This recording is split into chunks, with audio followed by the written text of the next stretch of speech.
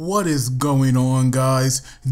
All Gaming with my review of Kekkai Sensen episode 4, and holy crap, what the episode amazing. But not only that, we possibly got 2 character deaths, and I'm hoping that is not the case, because KK pretty much got introduced, last week, and for her to die 1 episode later, that right there would just be so messed up. And we also saw the other guy. Now I forgot his name, but it's the one with the ice powers. We also saw him like in action with that, I believe episode 3 or 2, but these 2 characters we really saw them for the first time, like very recently, because of course the series is early, so I would hate to see 2 of them already dead, because I gotta say both of them I definitely like, and their powers are awesome. KK powers, like they're like lightning based, so of course I love that, so I do hope the character did survive this. But the episode itself, it starts off with Leo, and we see him now on the train, and he was like talking to this guy, but we see that while they were talking, like Leo opened his eyes, and with his god eyes, he had noticed that this boy was emitting some kind of rare looking aura, and now we see later on, at a party with Libra, and we see all these members, and there was like this one guy named Patrick, and there was a girl beside him named Naka. Never saw how to say her name, but these 2 characters, they reminded me of a character from Hamator. I'm not sure if you guys seen that, but these 2 definitely remind me of 2 characters from that. But of course, like they were like very different. It was just their appearance wise, I just got so reminded of them. But now we see that why everybody was like talking to have a good time. We see Leo felt so awkward, out of place there, and so when he was talking, he was blurting stuff out. And so now we see that like Leo pretty much like spilled the beans, where he saw some guy like emitting this rare looking aura, and it turns out that this aura belonged to a vampire. And so of course, when like dealing with vampires, they had no choice but to call in this expert. And we see now everybody in Libra pretty much got pretty depressed over that, and even Zap was affected. And so we see now that the reason why we see the reason why nobody wanted to call this guy is because he has this curse on him, but that curse affects everybody's around him. And so the guy had the nickname Lucky Abrams or Lucky Abraham. Not really sure like what's the right way to say his name, so I'll call him away from the show like Lucky Abraham. And so we see now that when he first landed, there was like this plane crash right behind him, but of course he was not affected by that. And even when he finally like come across Zap and Leo, those 2 got hurt as well, as there was like this accident, and the truck was like going to hit him, but some monster hit him instead, and like pretty much forced out the way. But then we see this like piece of glass pretty much fly into Zap's forehead, and even Leo got hit as well. And even though that right there was hilarious, I did feel bad for them. And so now like once they were back at the office, we see now that everybody knew that he was coming, because they all heard about that plane crash, and the only one who did not know was Klaus. And so the fact that this guy just like so unaware of his surroundings, to me, that right there is hilarious. But now we see that when Abraham, realizes, who Leo is, and he actually had the god eye because he was knocked out. We see now that in the briefcase that he was holding, he was actually carrying, like a vampire's hand, and the vampire hand was like holding a piece of paper. But now we see that when Leo, tried to read it, apparently, doing that, it tricked something in his eyes, and that right there made it go into like a slightly sort of overdrive mode. And so now we see his eyes can now see things like more than normal, and that right there was like definitely affecting him.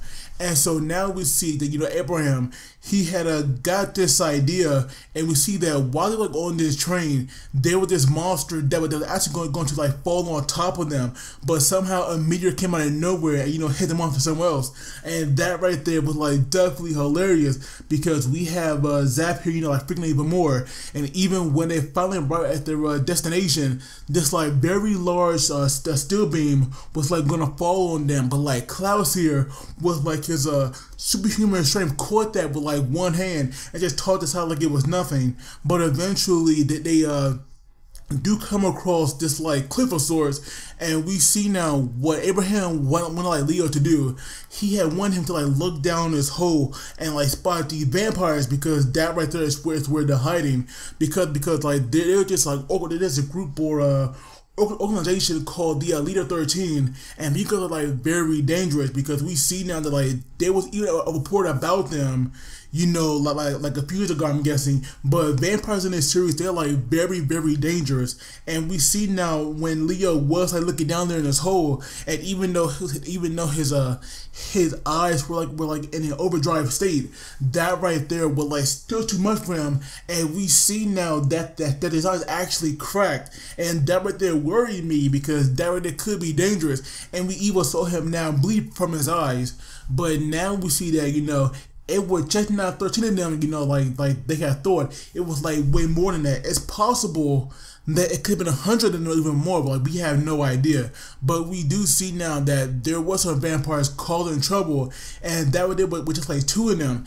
And we see that they have, you know, a very unique way of drinking blood, where, you know, rather than like biting their victim, I'm guessing if they have like some open cut or something, they can make the blood flow that way, and that right there, you know, is how they drink it.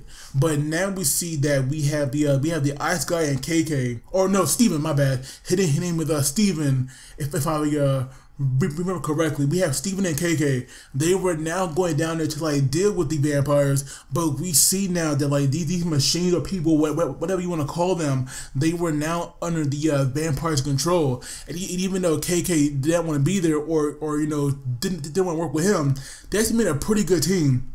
Because when each of them did an attack on like these machines, that right there was just so badass. I gotta say, I was hyped. I'm not gonna lie, I was like so freaking hyped. But these vampires, they were not worth at all. And we see now that like Chain was there, and for some reason, you know, she was just watching them and you know, like broadcasting it, you know, to Klaus, rather than again getting in there, you know, helping her comrades. Because even though Steven and K.K. did do a pretty good job, they sadly could not bring down the vampires. And we see now that when Steven went in there to kick the vampire, and she actually blocked it with no problem, and KK, you know, shot her, you know, in the head. I thought that right there would do some, you know, real damage. But what that did was it pissed the vampire off.